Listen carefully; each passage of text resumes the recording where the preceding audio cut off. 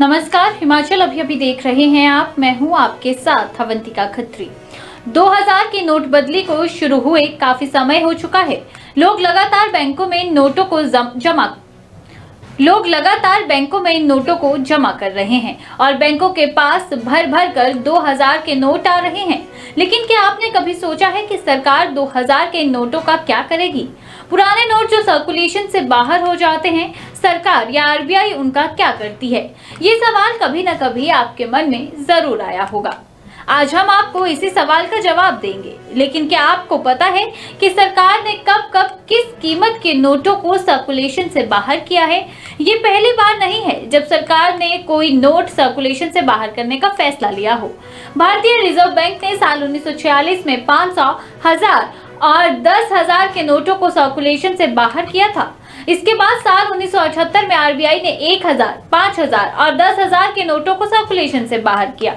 इसके बाद साल 2014 में एक अलग तरीके से ये कदम उठाया गया। आरबीआई ने साल 2005 से पहले छपे नोटों को मार्केट से निकाल दिया। इसके बाद आई नवंबर 2016 की नोटबंदी, जिसने 500 और 1000 रुपए के नोटों को बंद कर दिया गया था। इस समय 2000 के नोट बैंकों में जमा हो रहे हैं। बैंक इन नोटों को आरबीआई के रीजनल ऑफिस में भेजेंगे।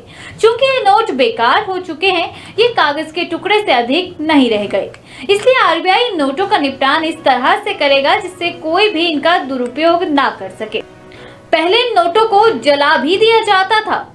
आरबीआई सबसे पहले अब इन नोटों को चेक करता है। ये पता लगाया जाता है कि ये नोट असली है या नकली। ये काम मशीनों से होता है। ये स्पेशल मशीनें होती हैं। ये मशीनें 60,000 करेंसी नोटों को प्रति घंटे के हिसाब से चेक करती हैं। नोटों को चेक करने के बाद इनके टुकड़े किए जाते हैं। ये टुकड़े मशीनों से ही किए जाते हैं। इनको ठीक तरह से फाड़ा जाता है। इन्हें इस तरह से फाड़ा जाता है कि जिन पुराने नोटों में अभी भी लाइफ बाकी है, उनसे दूसरे नोट बनाकर उन्हें करेंसी सर्कुलेशन में लाया जा सके।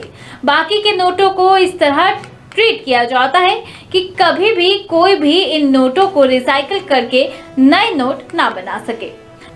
जिन खराब नोटों को बुरी तरह से काटा गया है, उनकी लुगदी बनाई जाती है। इस लुगदी से ईंटें बनाई जाती हैं। अगर ऐसा ना हो तो इसे कचरे में फेंक दिया जाता है।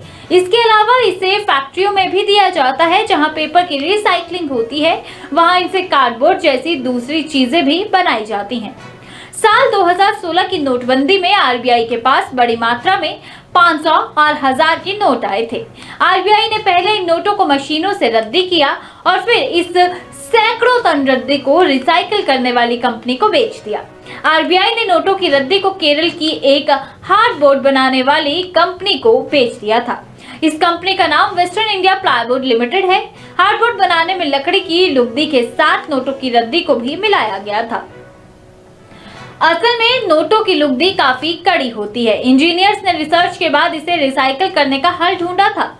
आरबीआई की तिरुवनंतपुरम ब्रांच से वेस्टर्न इंडिया प्लाईवुड को 800 टन रद्दी मिली थी। इसे कंपनी ने 200 रुपए प्रति टन के हिसाब से खरीदा था। इस खबर में इतना ही। नमस्कार।